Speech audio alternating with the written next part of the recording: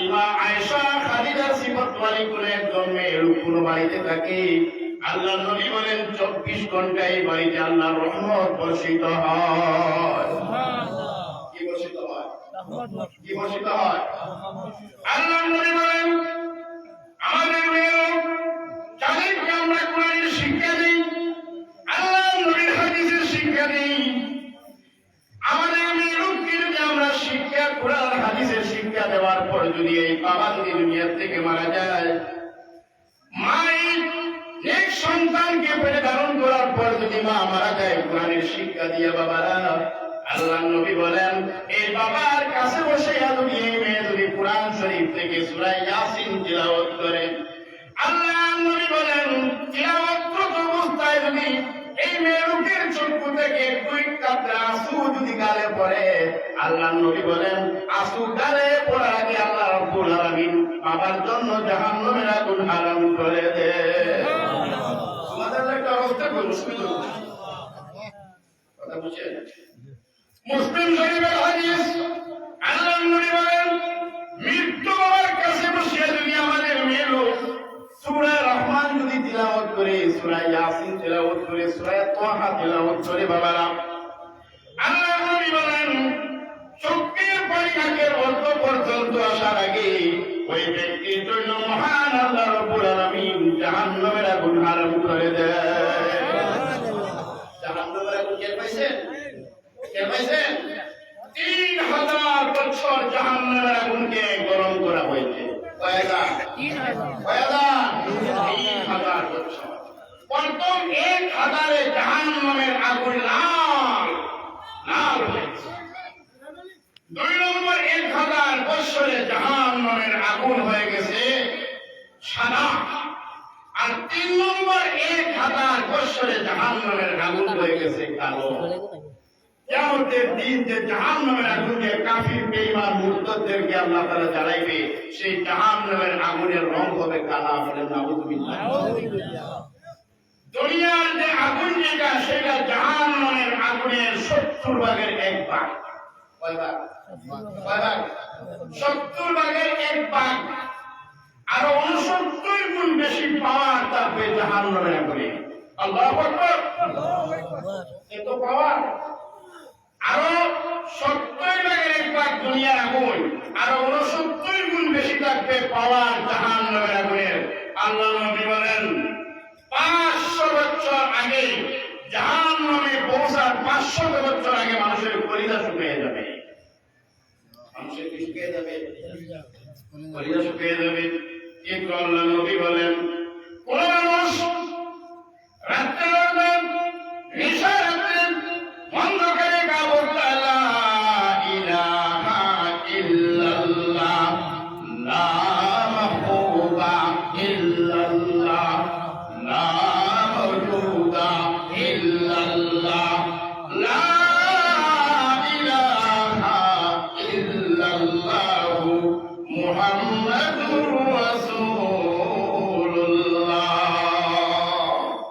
এই জিকির যদি কোন মানুষ বারদস্তির মাধ্যমে একা অবস্থায় জিকির যদি মানুষের চালু থাকে, জবান দিয়ে যদি মানুষের জিকির করতে থাকে বাবারা, আর চক্ষু তাকে জিকির অবস্থায় 2 কাতরা পানি তার গালে পড়ে, আল্লাহর নবী বলেন গালে পড়ার আগে আল্লাহ রাব্বুল আলামিন 3000 বছরের জাহান্নামের আগুনকে আল্লাহ রাব্বুল আলামিন নিভাইয়া দিবে। সুবহানাল্লাহ। এটা লা ইলাহা ইল্লাল্লাহ। আল্লাহর নবী বলেন ইউনূস আলাইহিস সালাতু ওয়াস সালাম যিনি ইরাকের একজন পয়গম্বর, মূসা ইরাকের নবী হযরত ইউনূস আলাইহিস সালাতু ওয়াস সালাম ইরাকের মৌসুল শহরের নবী আল্লাহ রাব্বুল আলামিন নির্বাচিত করেছিলেন। আর ইউনূস আলাইহিস সালামের উম্মতের সংখ্যা ছিল 1 লক্ষ। কয়লা? 1 লক্ষ। ইউনূস আলাইহিস সালামের উম্মত ছিল 1 লক্ষ। উম্মত 1 লক্ষের ভিতরে কয়েকজন মানুষ ছাড়া সারা মানুষ ছিল বেঈমান, নাফরমান। ইউনূস আলাইহিস সালাম তাদেরকে বুঝাইতেন তোমরা আল্লাহর জিকির করো, এক আল্লাহর প্রতি ঈমান আনো, আর এই আল্লাহর জিকির সারা তোমাদের কোনো রেহাই নাই। আর যদি তোমরা এই আল্লাহর প্রতি ঈমান আনো না, 3 দিনের ভিতরে আল্লাহর গজব আসবে, 3 দিন টাইম দিলেন ইউসুফ আলাইহিস সালাম। এখন ইউসুফ আলাইহিস সালাম চিন্তা করলেন, ওহি আসার আগে যে আমি বললাম 3 দিন, এখন যদি 3 দিনের ভিতরে গজব আসে না, আমি আমার উম্মতদেরকে চেহারা কেমনে দেখাইব? ইউনুস আলাইহিস সালাম একে নহরে কাজরা এবং নহরে ফুরাতের কাছে চলে গেলেন। ইউনুস, আমি আমার উম্মতের সামনে এটাকে আমি চেহারা না দেখাই, আমি আমার উম্মতদেরকে মৌসুল ইরাকের মাঝে ছয়ে আমি দরিয়া সমুদ্র পার হয়ে যাই। ইউনুস আলাইহিস সালাম সমুদ্র পার হইয়া একটা কষ্টি উঠলেন জাহাজে, কষ্টি উঠিয়া উনি পার হইয়া এখান থেকে পালানি আরম্ভ করলেন। আল্লাহ রাব্বুল আলামিন ভয় বরদাস্ত হয় না। এমন একটি মাস, এটা লম্বা ইতিহাস, আমি সংক্ষেপে বলছি, আমার মূল উদ্দেশ্য থেকে রেখেছি জিকিরের কথা বলতে চাই। একটা মাস যখন ইউনুস আলাইহিস সালাম কষ্টি ঠিক নহরে তাজরার মা ধ্বংস হয়ে গিয়ে কষ্টি আর আগে যাও যায় না, পিছিয়ে যাও যায় না, এখান থেকে গ্রুপ দিতে লাগে। এখন কোরআনেরা হইল তার নাম কোরআন মাঝে আসবে, সে এই কষ্টির মাঝে, সে এই সমুদ্রের মাঝে পড়তে হবে। প্রত্যেকবার 3 বার কোরআন রয়েছে, 3 বার হযরত ইউনুস আলাইহিস সালামের নাম আছে। ইউনুস আলাইহিস সালাম যখন আলমাইয়া সমুদ্রে পড়ে গেলেন, ইউনুস আলাইহিস সালামকে একটা সমুদ্রের বড় মাছ ইউনুস আলাইহিস সালামকে খেয়ে ফেলে।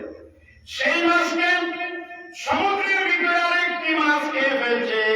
ইউনুস আলাইহিস সালাম এই মাছের পেটের ভিতরে 1-2 দিন নয় 40টি দিন বরাবর আল্লাহর জিকির করেছে, লা ইলাহা ইল্লা আনতা সুবহানাকা ইন্নী কুনতু মিনাজ জালিমিন। ইউনুস আলাইহিস সালাম একদম সমুদ্রের এই দাদরা পুরা দরিয়ার একদম নিচে যখন মাছটা চলে গেল, মাছের এই মাছটা একটা মাছে খেয়ে ফেলছে। একটা মাছের ভিতরের অন্ধকার, আরেকদিকে সমুদ্রের অন্ধকার, রাইতের অন্ধকার, 3টি অন্ধকারের ভিতরে 1-2 দিন নয় 40টি দিন ধারাবাহিক ইউনুস আলাইহিস সালাম আল্লাহর জিকির করেছেন, বলেন সুবহানাল্লাহ। আবার ইউনুস আলাইহিস সালাম নিজের কানে শুনতে পেরেছেন পানির নিচ থেকে কোন একটি মখলুকের জবান থেকে বলেছে আল্লাহর জিকিরের আওয়াজ আসতেছে, আরেকটি দোয়ার আওয়াজ আসতেছে। ইউনুস আলাইহিস সালাম আল্লাহ রাব্বুল আলামিনকে বলেছেন, আল্লাহ রাব্বুল আলামিন, আমি পানির নিচ থেকে একটা দোয়ার আওয়াজ শুনেছি, জিকিরের আওয়াজ শুনেছি, বলেন সুবহানাল্লাহ। আল্লাহর কাছ থেকে ওই আসছে, ইউনুস, তুমি যে জিকিরের আওয়াজ শুনছো, পৃথিবীর পানির নিচের মখলুক পর্যন্ত আমি আল্লাহর জিকির করতে থাকে, বলেন সুবহানাল্লাহ।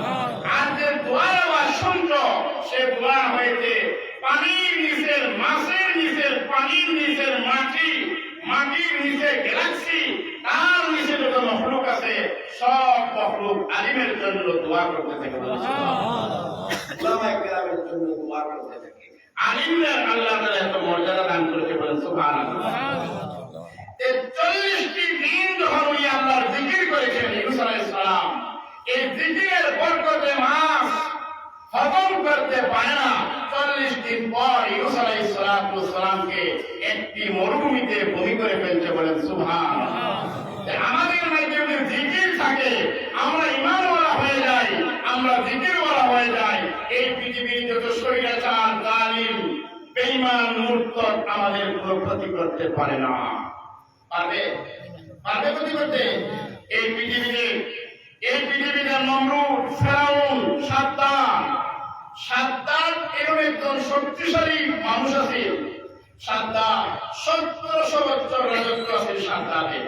কয়শো বছর? 1700 বছর।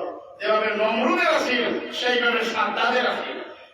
সাদ্দাতকে যখন হুদ আলাইহিস সালাম বললেন, সাদ্দাত লা ইলাহা ইল্লাল্লাহ, হুদ নবিয়্যুল্লাহ, আমি হুদের প্রতি ঈমান আনলাম, আল্লাহর প্রতি ঈমান আনলাম। ঈমান আনলে কি লাভ হবে? বলে ঈমান আনলে লাভ হবে তুমি জান্নাতে যাইতে পারবে, জান্নাতে যাবার ব্যবস্থা হবে।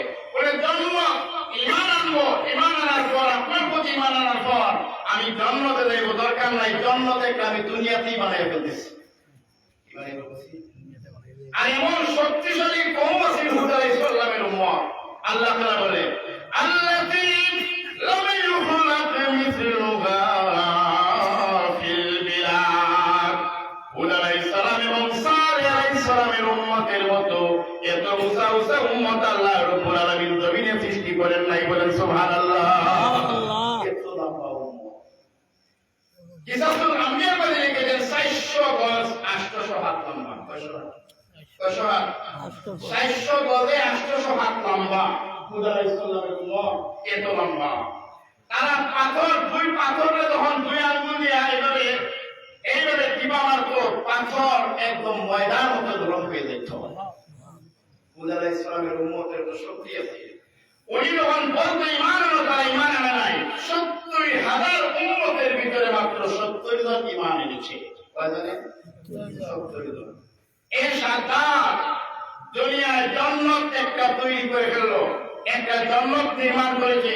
আর জান্নাতকে উদ্বোধন করার জন্য প্রতিটি কোটায় কোটায় দুনিয়ার ব্যবসায়ী সুন্দরী চরিত্রহীন নারী দিয়া সেই জান্নাতকে উদ্বোধন করার জন্য সাদ্দাত সেই জান্নাতের গেটে চলে গেল।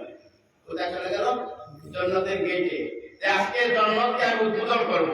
সেখানেই হঠাৎ করে দেখে হযরত আজরাইল আলাইহিস সালাম উপস্থিত। সাদ্দাত কোথায় যাও? বলে আমি তো আমার জান্নাত উদ্বোধন করা যায়। হুদ আলাইহিস সালাম যে জান্নাতের কথা বলেছে আখিরাতে পাবো, সেই জান্নাত লাগে না। আমি দুনিয়ায় একটি জান্নাত নির্মাণ করেছি। সেই জান্নাতকে দুনিয়ার সুন্দরী সুন্দরী ব্যবসায়ী নারী দিয়া, দুনিয়ার সুন্দরী দিয়া আজকে আমার এই জান্নাতকে উদ্বোধন করার জন্য আমি জান্নাতে যাচ্ছি। আমি জান্নাতে যাচ্ছি। বলে সাদ্দাত আমাকে চিনো?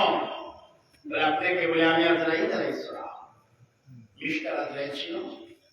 বলে আপনি তো আজরাইল আসছেন, আমাকে তো নিয়ে যাইবেন, খালি হাতে যাইবেন না, তার মধ্যে কোনো সন্দেহ নাই। আমাকে শুধুমাত্র এই জান্নাতটা উদ্বোধন করার টাইম না দাও। আমি এই জান্নাতটা উদ্বোধন করার পরেই আপনি আমাকে নিয়ে যাইবেন। আজরাইল আলাইহিস সালাম সাদ্দাতকে বলেছেন, এই সাদ্দাত, তোমার এক পা ঘোড়ার উপরে আর এক পা মাটিতে। যে পাটা তোমার ঘোড়ার উপরে, সেই পাটা ঘোড়ার মাটিতে নামানির পারমিশন আমি দিতে পারি না। আমার নাম আজরাইল। আমার নাম কি? আজরাইল। যে পাটা তোমার ঘোড়ার পিঠে